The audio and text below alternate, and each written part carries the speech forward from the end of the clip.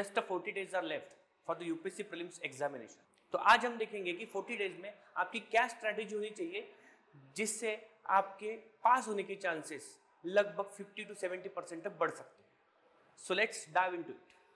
तो यहाँ पे आपको क्या पता होना चाहिए, तो सबसे पहला इंपॉर्टेंट चीज अगर आप यहाँ पे देखोगे तो पहले हम देखेंगे मेंटल कैलिब्रेशन। इसमें क्या है कि सबसे पहले reset your brain for the prelims examination. Okay, वो मोड में आना आपको जरूरी है to crack this examination. UPSC prelim जो है it is not about the syllabus to finish, but it is dependent on certain things, जैसे कि आपको एक्यूरेसी के ऊपर फोकस करना जरूरी है। First important thing is the accuracy. Then आपको फोकस करना है एलिमिनेशन स्किल के ऊपर, and third time pressure decision. ये तीन चीजें काफी इंपॉर्टेंट है। तो अभी ये करने के लिए आपको क्या करना जरूरी होगा, एवरी डे आपको एग्जाम का जो टाइम है, यूपीएससी की प्रीलिम्स एग्जाम का जो टाइम रहता है, उस टाइम में आपको डेली प्रैक्टिस करना है।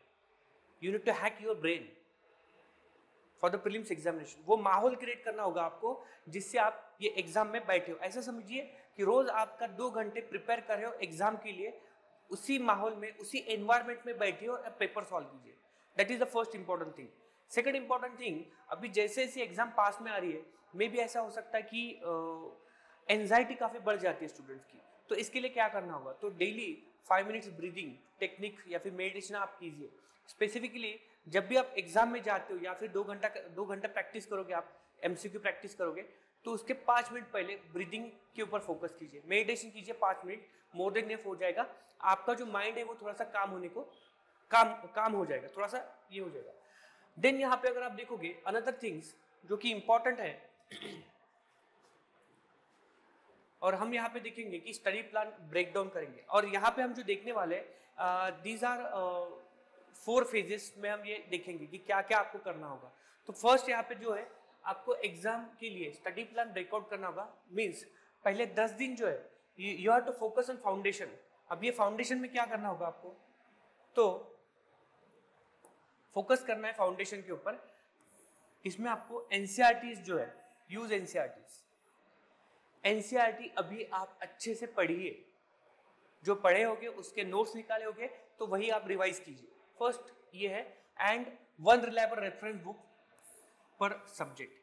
यानी कि लेट्स टेक एग्जांपल की पहले इंपॉर्टेंट सब्जेक्ट आपको करना है, जैसे कि polity, modern history, geography, economy, environment. These are the important topic जहां पे क्वेश्चंस आने के चांसेस या फिर क्वेश्चन ज्यादा आते हैं, तो पहले वो फोकस कीजिए। ओके, यहाँ पे ये इंपॉर्टेंट चीज है। और एक रेफरेंस बुक, जैसे कि पॉलिटी के लिए लक्ष्मीकांत आप यूज करते हैं, मॉडर्न हिस्ट्री के लिए स्पेक्ट्रम यूज करते हैं, जियोग्राफी तो आप एनसीईआरटी से कवर कर सकते हो, तो यहाँ से कवर कीजिए। ओके, एंड वही एक ही रेफरेंस बुक आपको यहाँ पे रखना है, that it can be useful for you. And इसके साथ साथ आप क्या कीजिए कि डेली, जैसे मैंने पहले कहा था कि डेली एग्जाम का जो टाइम रहेगा उस टाइम पे आपको डेली पेपर सॉल्व करना है। That is the most important thing. So that क्या होगा कि जब आप एग्जाम के लिए जाओगे उस दिन आपको कुछ नया नहीं लगेगा। नया नहीं लगेगा यानी कि आपका जो प्रेशर रहता है, माइंड में जो प्रेशर रहेगा वो थोड़ा सा कम होने के चांसेस रहते हैं। तो ये इट्स एटीट्यूड आपका थोड़ा सा चेंज हो जाएगा। That is the important thing. Next important thing यहाँ पे अगर आपको ये करना है, साथ ही साथ आप स्पेस रिवीजन कीजिए या फिर लर्निंग कीजिए। स्पेस रिवीजन इसका मतलब क्या होता है कि लेट्स टेक एग्जांपल, आज सुबह से आपने कुछ पढ़ा है, शाम को सोने से पहले 1 घंटा या फिर आधा घंटा दीजिए एंड वो रिवाइज कीजिए जितना भी आप आज आपने पढ़ा है। ओके, एंड दैट टू पढ़ते समय आपको क्या करना है कि एक्टिव रिवीजन करनी है। काफी बार क्या होता है कि पढ़ते समय हम क्या करते हैं, रीरीड करते, बुक निकालते और पढ़ते। एक्टिव लर्निंग करनी, एक्टिव लर्निंग करनी यानी क्या करना है कि आपने जो इंपॉर्टेंट पॉइंट्स लिखे थे या फिर टॉपिक लिखा है, तो आप याद करने की कोशिश कीजिए कि क्या क्या आपने पढ़ा है। ओके, वो याद कीजिए या फिर लिखने की कोशिश कीजिए। It's called as a Feynman technique. He was the scholar and Nobel laureate. Okay, तो उन्होंने ये टेक्निक निकाली थी। आपको ये लिखना है, एक्टिव लर्निंग करनी है। सेकंड, जैसे मैंने कहा था कि रात को रिवाइज करना है, दूसरे दिन फिर से जब आप कोई नया टॉपिक पढ़ने जाओगे उसके पहले एक बार रिवाइज कीजिए, एंड देन संडे को डेडिकेटेडली एक दिन रिवीजन के लिए रखिए। That is the most important thing. Then यहाँ पे नेक्स्ट जो है फेज 2 में अगर आप देखोगे 1 to 10 days 1 and 10 10 दिन का बताया मैंने। देन यहाँ पे जो है नेक्स्ट जो रहेगा 11 to 25 डेज, यहाँ पे प्रैक्टिस हेवी जोन है एंड करंट अफेयर। तो अल्टरनेट डेज में आपको क्या करना है कि फुल लेंथ टेस्ट सॉल्व करनी है। फुल लेंथ टेस्ट में आपको यहाँ पे कह रहा हूँ कि वो सॉल्व करना जरूरी है। साथ में साथ ही साथ आपको OMR शीट आपके पास रहना या फिर OMR शीट आपके OMR पे आपको ये सॉल्व करना है।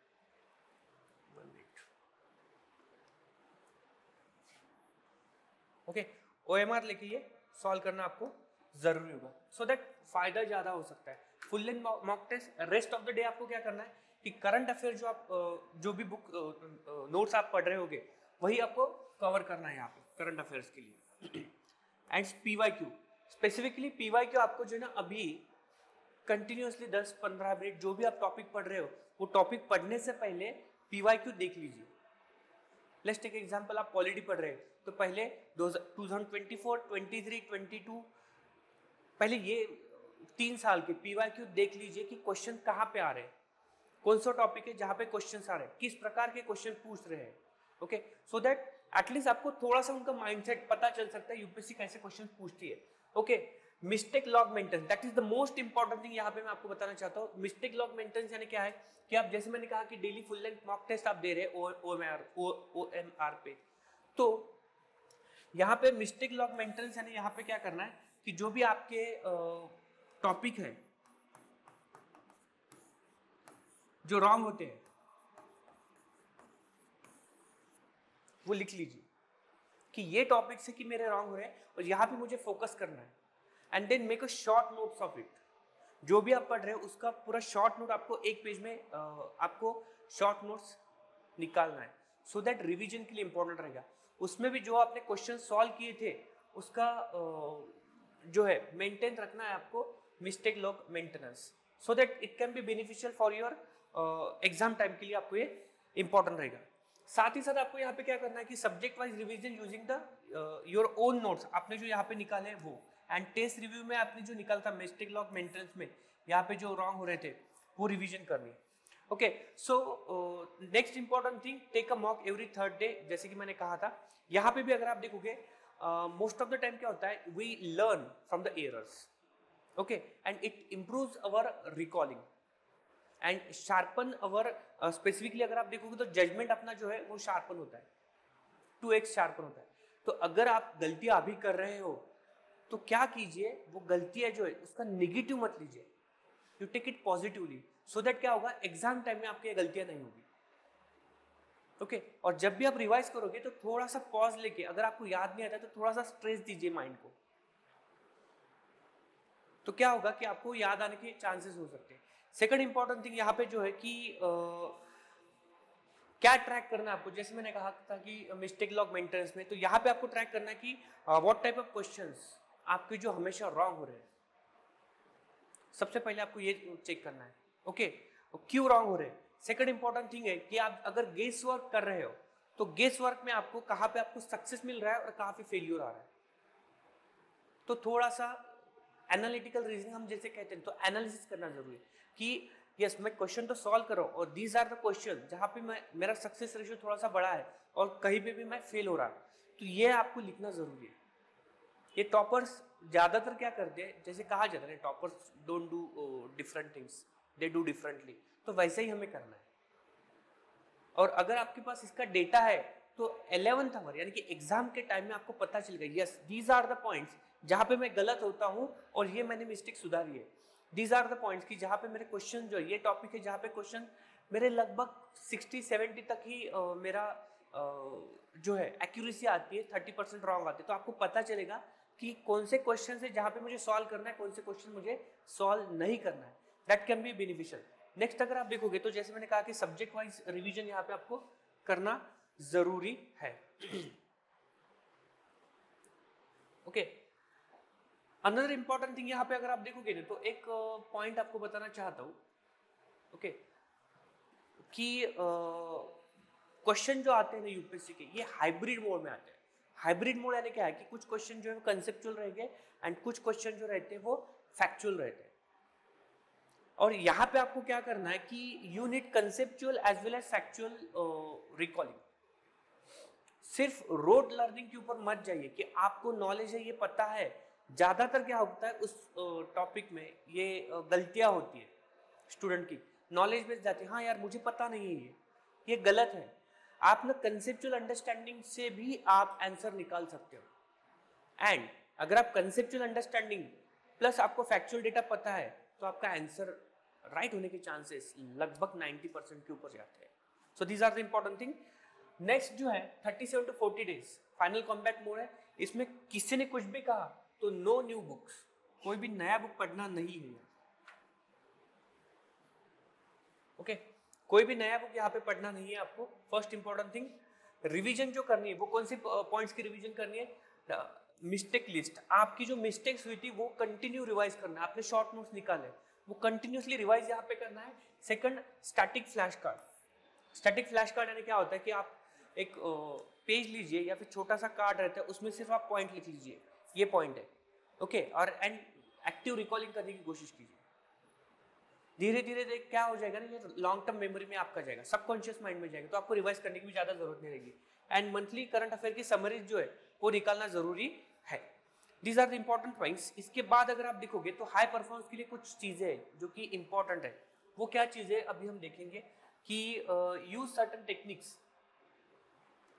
ओके, जैसे कि स्कोर अगर आपको बढ़ाना है तो 4 हैबिट्स है, okay, and it is proven, neuroscience ने प्रूवन किया है। फर्स्ट है पोमोडोरो टेक्निक। आपको पता होगा कि स्कूल में जो लेक्चर्स रहते वो अराउंड 45 to 50 मिनट्स के रहते थे। Why it is so? Dedicatedly आप फोकस कर सकते हो एक पॉइंट के ऊपर, ओके, एंड 10 मिनट का ब्रेक भी जरूर रहता है। ये 10 मिनट का ब्रेक क्या होता है, तो यहाँ पे क्या होगा, आपका अटेंशन जो रहता है वो मेंटेन रहता है।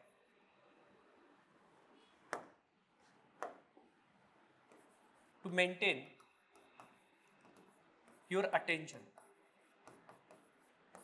ओके, ये इंपॉर्टेंट चीज है। दूसरा इंपॉर्टेंट चीज क्या है यहाँ पे कि बर्नआउट जो होता है वो प्रिवेंट करता है यहाँ पे, that is why it is the important thing. Next जो है यहाँ पे कि स्लीप भी इंपॉर्टेंट है, और ये स्लीप जो है अराउंड 7 to 8 आवर्स की स्लीप जो है आपको लेना जरूरी है। नींद थोड़ा सा लीजिए, इसके कारण क्या होगा कि 30% आपका जो है रिटेंशन बढ़ सकता है लॉन्ग टर्म मेमोरी के लिए। और ज़्यादातर अवॉइड कीजिए कि रात के टाइम में आप पढ़ाई करने के लिए। अभी तो नेक्स्ट जितने दिन बाकी है, 40 जो दिन बाकी है अभी, उसमें क्या कीजिए आपकी फोकसली, जैसे मैंने कहा यूपीएससी के टाइम पे ही एग्ज़ाम जो है टाइम है उसी पे आपको पेपर देना है।